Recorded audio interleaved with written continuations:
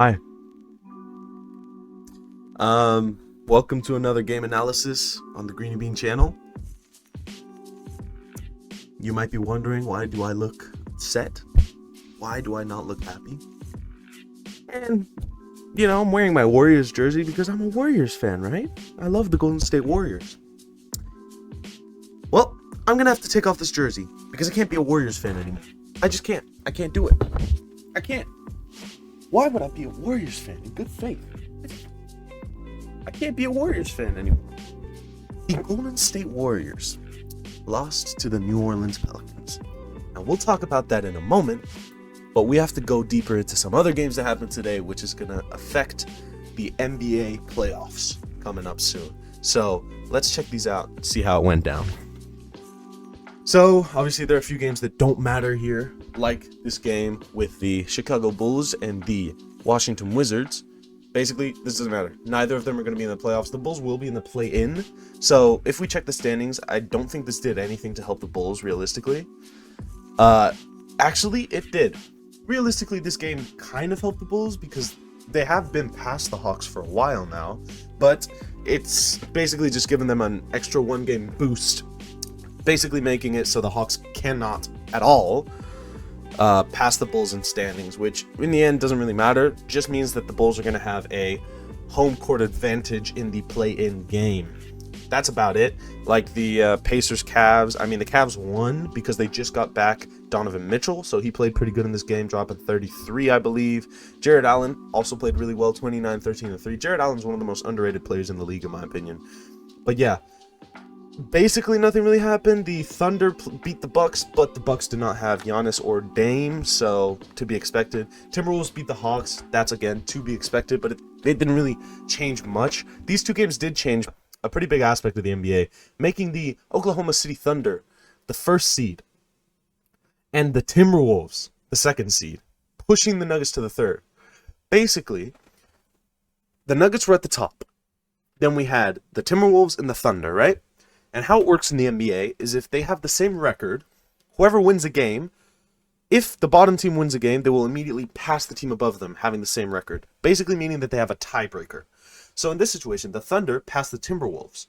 But the Timberwolves had passed the Nuggets with the tiebreaker, which means that the Thunder went from the third seed to the first seed in just one game. So that basically means that the Thunder are going to be facing off against the 8th seed, and the Timberwolves are going to be facing off against the 7th seed. So basically, the Timberwolves are going to be facing off right now against the Suns or the Lakers. Oh, the Kings have dropped to the 9th seed, which is good for the Warriors, because the Warriors, they definitely would rather play against the Sacramento Kings than the Los Angeles Lakers. If I were to make a prediction, I would say that the Warriors would beat the Kings and the Suns would beat the Lakers, because the Lakers are not as good as the Suns, obviously. You can tell by the record. And the Kings, they have not been playing as well as they could be this year. Last year, the Warriors beat them in the playoff series, first round, in 7 games. They did push them, but they were a much better team last year. So I do think the Warriors will win that play-in game. Anyways, basically, the Thunder's the 1 seed, Timberwolves are the 2nd seed, and the Nuggets are the 3rd seed. That's something to just keep in mind going into the playoffs. The Lakers beat the Grizzlies, which, again, not too crazy, just meant that they went above the Warriors again and above the Kings. But nothing too crazy statistically or anything. Anthony Davis had 36 and 14. LeBron had 37 and something. So not too crazy, but they did score pretty well. Then we have, let's see here. We have to talk about a couple of these games here. We really have to talk about these games. Like, what happened to the Mavericks? They lost to the Detroit Pistons. Like, is that not insane? I know it sounds crazy, but Kyrie Irving and Luka Doncic were not playing, and those are the 2 best players on the team by a large margin. So, nothing too crazy. Also, the Heat beat the Raptors, but that doesn't really matter. They will always be in the 8th seed. It's basically confirmed at this point. RJ Barrett did drop 35 and 11, though. Really good game for RJ Barrett. The Rockets beat the Trailblazers. Again, nothing too important besides Scoot Henderson dropping 30. I don't even want to talk about this game right now. I don't know, man. Let's move on to talking about the games more in depth. So the Orlando Magic played against the Philadelphia 76ers with Joel Embiid, and Joel Embiid carried them to another W. Joel Embiid coming back has been huge for the 76ers. There were rumors that he was going to be out for the season, but obviously he isn't, which is going to help them a lot in the playoffs. Because without Embiid, the Sixers are not nearly as good as they are. So, yeah, on the Magic, basically, leading scorer was Franz Wagner with 24 points, 6 rebounds, and 3 assists. Paolo Banchero played really good because he had 15 assists and 7 rebounds with a 22-point game. But he apparently had 2 turnovers and 2 fouls. But for some reason, he has a minus 21 overall. Maybe his defense wasn't great. But, yeah. Jalen Suggs scored 20 coming off the bench. He's a good player. Actually, no, I'm sorry. He started this game. So, yeah, Jalen Suggs is a good player to have as well. But, yeah, overall, not a good game for the Orlando Magic, even though they are a really good team. Right now, they are a higher seed than the Philadelphia 76ers. As we can see here, the Orlando Magic are the 5 seed, and the Sixers are the 7 seed, which is pretty interesting. But the 76ers obviously won by a large margin because of Joel Embiid. 32 points, 13 rebounds, and 7 assists. 57% from 3. He shot 4 of 7, and 43% from the field, which isn't great for a center, but it's okay. Not too horrible. Kelly Oubre scoring his easy 21. He's been scoring pretty good recently. And Tyrese Maxey having 28 on 50% from 3 and 52% from the field. So, just a great game from the 76ers. Basically just pushing them to have a bigger margin against the Heat, because if they lost this game, they would be tied with the Heat for that 7th seed. So right now, this just helped them push them above the Heat, which basically means that the Heat cannot pass to get the home court advantage in their playing game.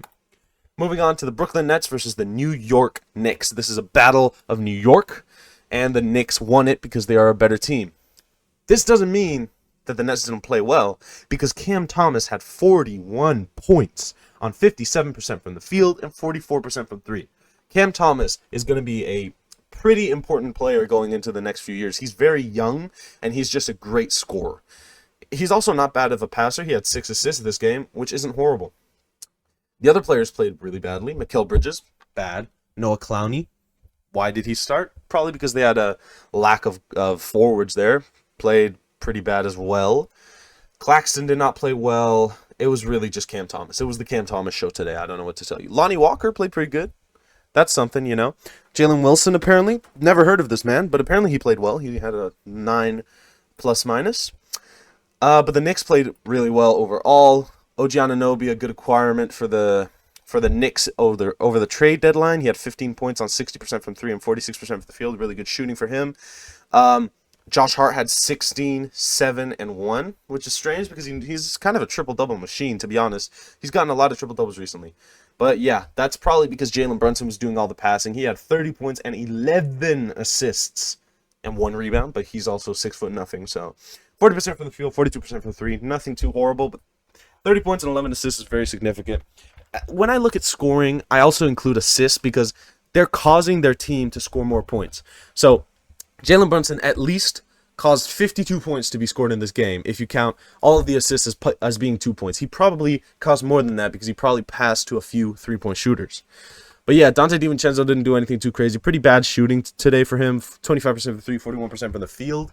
He had 6 rebounds and 3 assists. Nothing too crazy. I still want him back on the Warriors, though. This just helped the Knicks get another win. It really won't change too much. I mean, they passed the Cavs, but the Cavs they're pretty much stuck in the 4th seed. So yeah, the Knicks are just basically the 3 seed now. This is basically a lock for the standings at this point. Moving on to the Pacers versus the Cavs. Speaking of the Cavs, like I said, they got Donovan Mitchell back. Donovan Mitchell played really good this game. But yeah, the Pacers played really good as well. They had 1, 2, 3, 4, 5, 6, 7, 8 players in double figures. Aaron Neesmith, 15, Siakam, 19, Miles Turner, 17, Nembhard, 10, Halliburton, 19, Jalen Smith, 11, TJ McConnell, who's been playing really good recently for some reason, he had 16, and Obi Toppin had 10. So, yeah, really good. Tyrese, obviously, having 12 assists is really nice, 6 rebounds. Miles Turner had 6 rebounds as well and 5 assists. Siakam, 6 rebounds. Neesmith, 6 rebounds. Pretty good game from the Pacers, but it was not enough to beat the Cavs, who just blew them out of the water. 29 points from Jared Allen with 13 rebounds and 3 assists really helped them. Beautiful shooting, 92% from the field. He made almost all of his shots, only missing 1. Obviously, he missed 5 free throws, but that's not a huge deal. Donovan Mitchell had 33 points, 4 rebounds, and 5 assists in his first game back. Also 4 steals, pretty notably, in his first game back from his injury. He's been out for a long time. I'd say at least 10 to 15 games. I don't remember the last time he played, to be honest. But the Cavs just outplayed the Pacers this game. The Pacers played more players, and they had more players in double figures, but the Cavs just played better. Obviously, the Cavaliers have been the better team all year than the Pacers, to be honest, especially with Donovan Mitchell. But the Pacers have been really good this year. Probably the best years, one of the best years the Indiana Pacers has had in the past 20 years. So, yeah, moving on to one of the craziest shockers today. The San Antonio Spurs beat the Denver Nuggets in a 121-120 regulation game. Absolutely insane. Main reason, Nikola Jokic did not score much. 22 points. Again, he shot really well, which basically means he just didn't take that many shots. He did have 12 assists and 7 rebounds doing Nikola Jokic stuff. You know, obviously he's gotten a lot of triple-doubles. But yeah, Michael Porter Jr. shot horribly, getting 0 assists because he doesn't know how to pass a basketball. Aaron Gordon shot really well. He made all of his shots, 13 points. Jamal Murray shot really well, 53%, 45%, 35 points, 5 rebounds, and 4 assists. He also had a steal, so they played well, but it wasn't good enough to beat the San Antonio Spurs. Main reason they lost is obviously the Rookie of the Year, possible Defensive Player of the Year, really good player, Victor Wembanyama, 34 points, 12 rebounds, and 5 assists. He did have 7 turnovers, but he had 2 blocks and a steal. So Victor Wembanyama really carried them this game. 44% from the field and 41% from 3. He had 5 threes. Victor Wembanyama, you know, you see him as a center and you expect, oh, he only made 44% of his shots. He should be making a lot more than that. But he's kind of a center/guard. He does a lot of shooting. He does a lot of threes, middies. So he's bound to miss a good amount of them. Then you have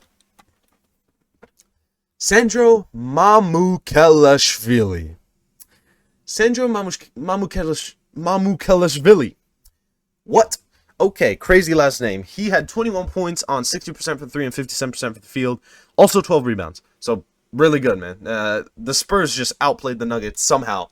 The Nuggets being the 1 seed, by the way, they were before they lost this game. And the Spurs are not even in the playoffs. They are very bad. The Spurs, I believe, are the 13 seed in the West, if I'm not wrong. 13th or 12th. Obviously, you have teams that are worse than them. But that's a crazy game. Now we have to talk about this game, the Suns versus the Kings, because this really helped the Sacramento Kings lose. It helped the Suns win, though. This game pushed the Suns to have a 2-game lead above the Lakers. Unfortunately, the Pelicans beat the Warriors. Had they lost, they would have been tied with the Suns. But now the Suns have a 2-game lead on the Lakers, meaning that they will go into the play-in with the home court advantage. And the Kings lost here, which means that they have to go against the Warriors, which is a bad situation for the Kings. The Kings do not want to play the Warriors. Obviously, they don't want to play the Suns or the Lakers either, but either way, bad game. The Suns, they're a good team. Yeah, you can't really say much about it. 28 points from Kevin Durant. Good shooting from the field. 19 points for Grayson Allen, the leading 3-point percentage player in the league this year. 10 points from Nurkic, 20 points from Beal, and 21 from Devin Booker. Good all-around scoring from the starters really just led them to win this game. Obviously, the starters played the majority of the game. Kevin Durant 41 minutes, almost 42, and Devin Booker played 41. So basically, they played the whole game.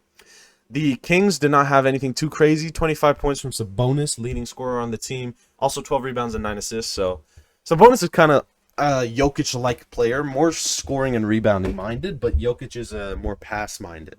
He does still pass very well. Do not knock him for that. 23 points from De'Aaron Fox and 4 steals also helped them. But yeah, they just didn't play good enough to beat this Phoenix Suns team, and that pushed them to be the 9 seed playing against the Golden State Warriors. Now we have the Jazz versus the Clippers. The Clippers lost this game. They lost this game, and they shouldn't have, because yeah, let's just check the Clippers here. Kawhi has missed the last 2 games, and that's the main reason they lost, because Paul George, he didn't do much either. He only played 8 minutes. I think the Clippers thought, you know what? It's not like we need to win this game. Let's just put our players to rest. The playoffs are around the corner. There's really no need to beat the Jazz in a regular season game because we're basically locked in the 4 seed. The Mavericks and the Clippers, this is their locked spots. It's not like they're going to be able to catch up to the 3 seed because the Clippers are 5 games behind. And it's not like the Mavericks are going to drop because they're 2 games ahead. So at this point, it doesn't matter what they do, whether they win or lose. I think that's why Kyrie and Luka didn't play against the Pistons, and that Kawhi Leonard and basically the main starters rested the majority of the game against the Jazz. Yeah, really, overall, this just shows that the Clippers don't really care about winning a regular season game. But it is kind of interesting that the Jazz did beat the Clippers because the Jazz are a bad team this year. Anyways, moving on to a game I don't want to talk about.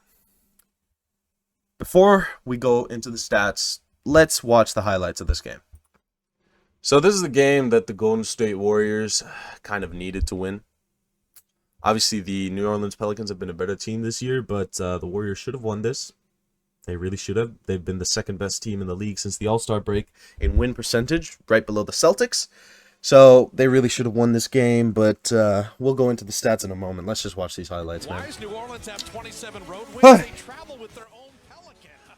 So they were in San Francisco as well. So home court advantage for the Warriors. They still lost here.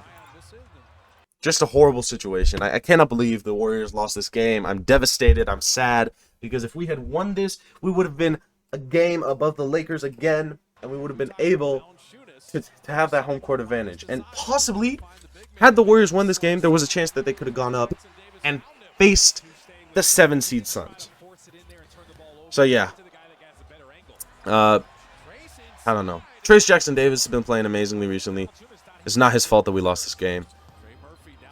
The defense is, though. The defense has not been really good these few games. That's a really nice pass by Draymond Green. I mean, we started off looking like we were playing great, but CJ McCollum, Zion Williamson, they just played great this game. CJ McCollum has been playing great for a while now.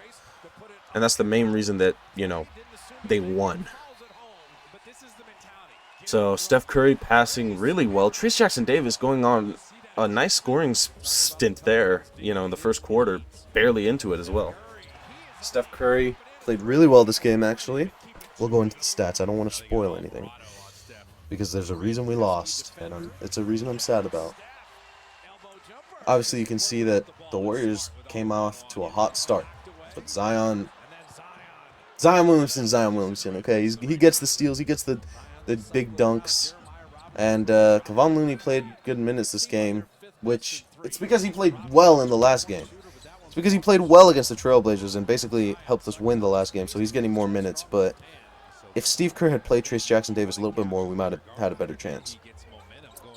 But yeah.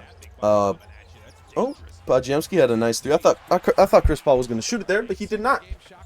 Pretty interesting.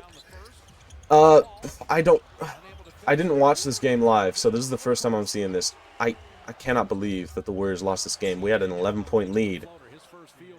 11-point lead, almost, going into the second quarter. So we were ahead the majority of the time. We should have won this game. I don't know how we didn't. I'm actually very upset that we lost this. Valanciunas has been a pretty good scorer for the Pelicans recently as well. Solid, always been solid. Clay shooting. Apparently Clay is not going to stop shooting. That's not a great closeout by Clay there. Not fast enough to contest enough for the miss. Chris Paul over Valanciunas. Look at that high arcing, beautiful shot, man. Look how high that touched the rim. Wow. That's just the very top. That was crazy. That was a circus shot right there. And the foul. Interesting. But yeah, the Warriors really should have won this game. They were at home. I don't know. I'm just disappointed. I'm just disappointed because I wanted to go into the playoffs as like the 7th seed or the 8th seed, you know? But we really couldn't. So, I mean, we could go in as the 8th seed, you know? No problem, we could go in as the 8th seed. We just have to beat the Kings and then beat the losers of the 7th, 8th seed play-in game. Oh, wow. Zion getting steals. Herb Jones dunking it down. Okay. McCollum played well this game. We'll look at his stats. But yeah, Steph Curry played really well this game. I feel like Steph, he's underrated. He really is because he's an MVP contender, but people don't even have him in the top 5 this year for some reason. But yeah, Steph Curry, he played really well. The rest of the players didn't play great, and that's another main reason why we lost this game. CJ McCollum just pulls up. I miss his days on the Trailblazers. CJ McCollum was very good on the Trailblazers. Those years with Damian Lillard in the 2018, 2019, he was playing really well, dropping 30 pieces. I don't know. Wow. So this is where the Pelicans obviously pulled away. They had a nice little scoring stint there. We were up, and now they are up by 8, specifically. My bad. I meant to say 11. Okay, that's great. Yeah. I don't know what to say. I'm sad. I'm sad. They're shooting from deep, very deep. CJ McCollum, bang. This is where they pulled away. Going into the half, we were down. We were down big. It looks like. So going into the half, wow, we were down 16 points. No, we were not. He made the buzzer beater, so we were down 14 points, but that's still a big margin to go down by going into the half. Clay didn't play well this game, and we'll talk about that in a moment. I'm sad about it, but he just didn't. Had he played well this game, we would have won. We would have won. But he just came off of a game that he rested from, which could be a reason why. Also, his knee isn't great. Draymond's isn't either. That's why they missed their last game, so that could be a reason why they didn't perform as well as they should have. Whoa! What a pass from Steph Curry. That was nice. Oh, CJ McCollum. He's just been shooting great these few games. So, again, the Pelicans have just been a red-hot team recently. Just playing really well. So, they just won. And I'm devastated that they did. Oh! It was goaltending. It looked like a really great block, though. Had it been not goaltending, that would have been a great block. Zion played well as well, but Draymond's a good defender. Zion Williamson's about the same height, so fast break, bang. Warriors looked like they were coming back here, but Zion scores on 4 people. Not great. Wide open shot. Our defense was not good enough this game to beat the Pelicans. I really wanted to win this game. I was going to be really happy if we did, but now I'm sad. Yeah, they had a 13-point lead. My bad, 16-point lead in the third quarter, which you never want to see. If you want to have a game in contention, you want to have a lead or a close game by the time you're starting the second half. And the Warriors didn't. They had the lead at the beginning, but they just couldn't get it back. They just really couldn't. CJ, shooting great. CJ McCollum is just shooting like really contested threes. It's not like the Warriors' defense is horrible. You know, it's pretty good, but they're just making them. They're just making them. So, yeah. Wide open shot, basically, for Moses Moody. He hits it, of course. It seems that Kuminga was out for this game, which I didn't know. Good pass again. He missed, but he made it. That's kind of a Warriors play right there. You drive, kick it out, kick it back in, kick it out, back, bam, boom, boom. Chris Paul wide open. I mean, it looks like they're catching up here. We're down by 6. We're down by 3 in the fourth quarter. 3 points down. But then Zion Williamson just scores against Draymond for the and 1. Puts us down by 6. Steph Curry shoots a 3. A James Harden step back 3 to put us down by 3. This is the first time I'm seeing this, so I'm seeing this the same time you guys are.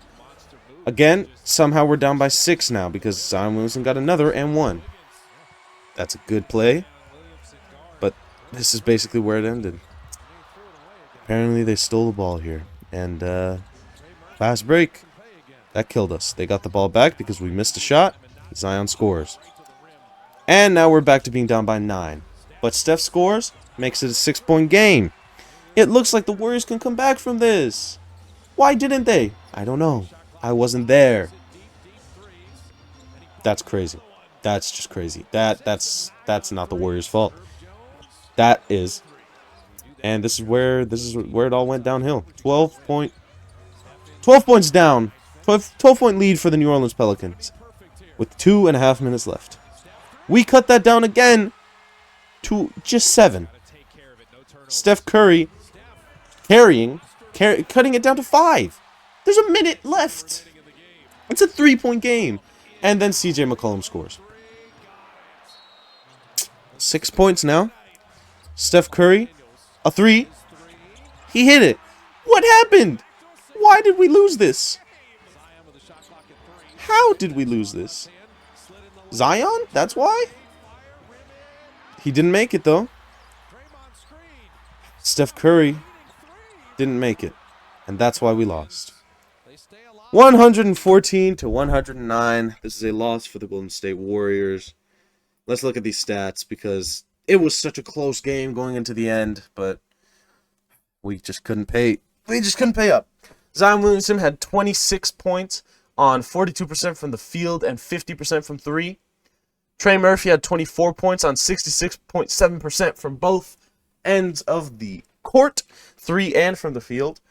Valanciunas had 10 points. Herbert Jones had 13, and then CJ had 28 points on 8 3-pointers, 61%, and 47% from the field. So, just good scoring from the Pelicans. We lost because of it, and then they all shot well as well. And then we look down here. Andrew Wiggins, 18 points. He didn't make a single 3-pointer, and he missed 9 of his 14 shots. -4. Draymond Green. No scoring at all. He didn't take any shots, so that's okay, even though he probably should have. He had 12 rebounds and 11 assists still, which is really nice. Trace Jackson Davis. He's the player that played the best, in my opinion, this game. Besides Steph, obviously. He had 10 points on 71% shooting, also 11 rebounds and 2 assists. Klay Thompson. 19 points, 31% from the field and 33% from 3. Bad shooting from Klay. And then Steph Curry had 33 points, 52% from the field, and 7 3-pointers to give the Warriors a 53% shooting from him from 3. Podziemski had 5 points. Not a lot of shooting from him. Moody had 9. Not bad.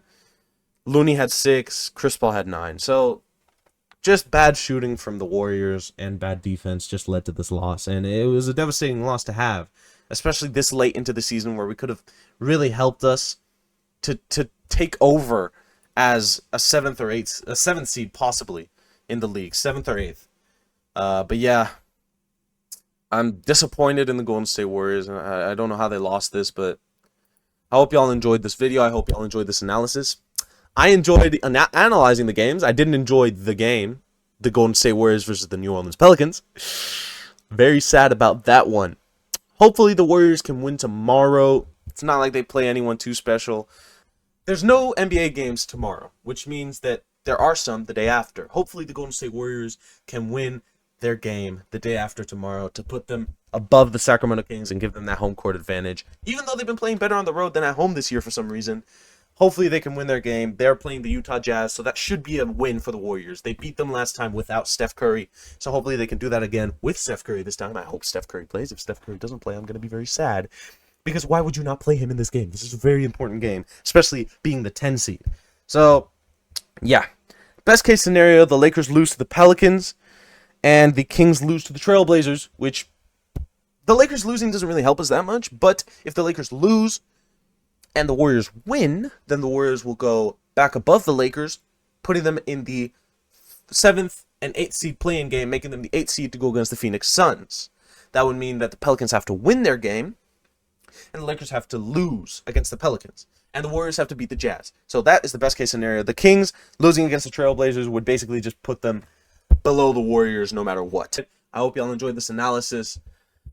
Tune in for the next one because I'm doing these almost every day that there are NBA games, and I've been enjoying it. So I'll see you guys in the next one. Peace.